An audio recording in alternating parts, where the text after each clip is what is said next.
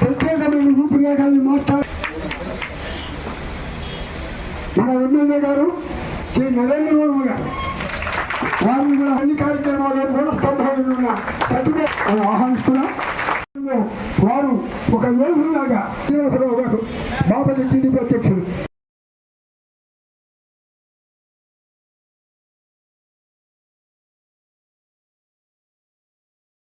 మా కమిషనర్ కానీ మా ఎమ్మెల్యే గారు కానీ మాకు ఎంతో సహకారంగా ఉండి మా చేత ఈ పనులన్నీ సక్రమంగా జరిగించినందుకు నేను ధన్యవాదాలు తెలియపరుస్తున్నాను.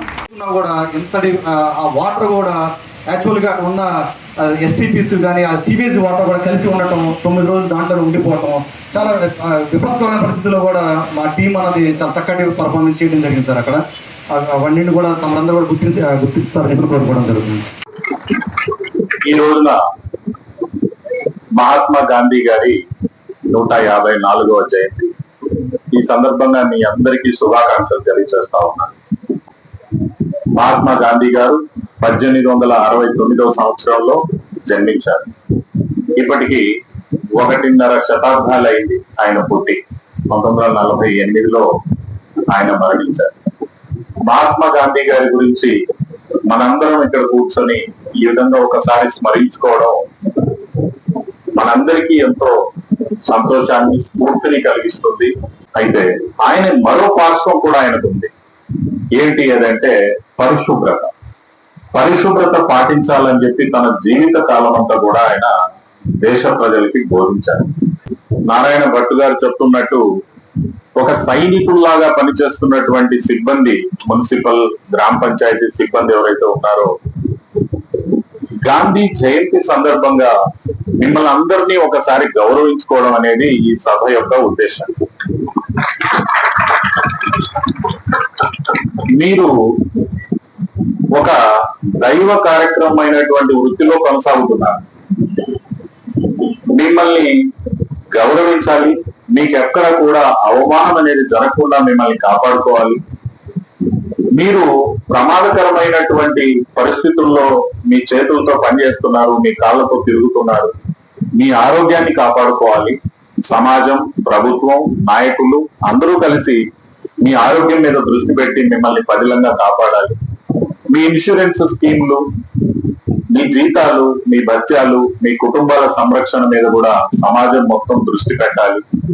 ఆ విషయం ఆ సందర్భంగానే మిమ్మల్ని అందరినీ ఒకసారి సన్మానించి, సత్కరించి, గౌరవించి, మీరు చేస్తున్న పని ఎంత ఉన్నతమైందో, సమాజానికి ఎంత అత్యవసరమైందో గుర్తించి మీ అందరితో మమేకం అవ్వాలి అనేది గాంధీ జయంతి రోజున జరగాలి అనేది ప్రభుత్వం యొక్క సంకల్పం.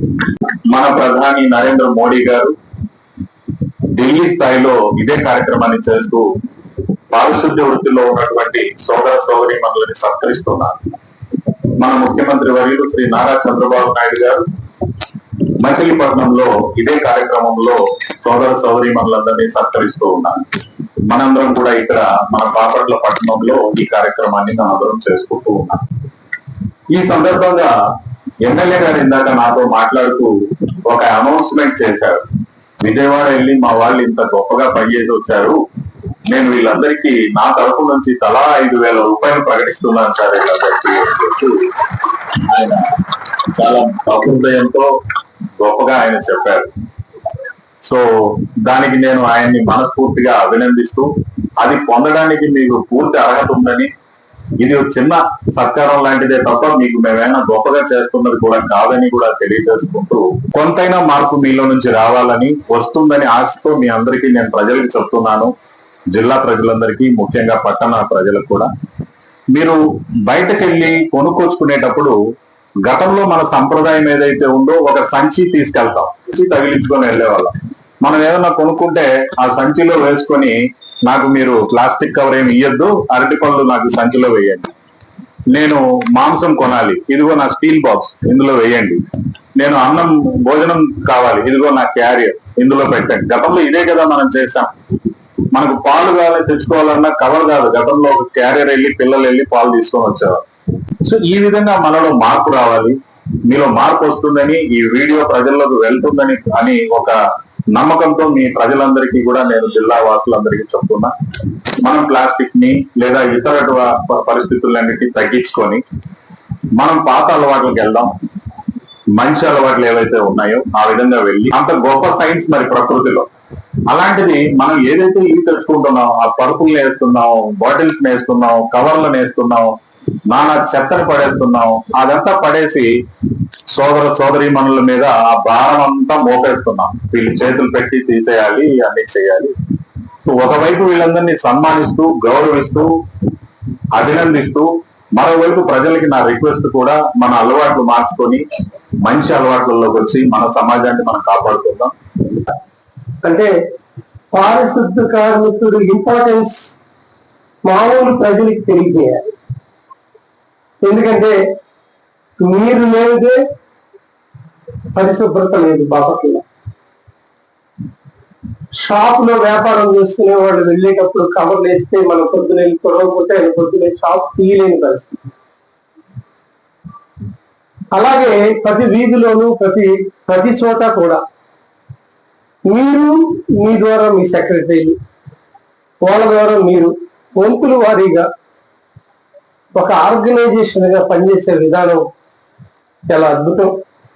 అన్నిటికీ మించి ఆ విధానంలో మీకు పార్టీలు లేవు, మీకు కులాలు లేవు, మీకు మతాలు లేవు.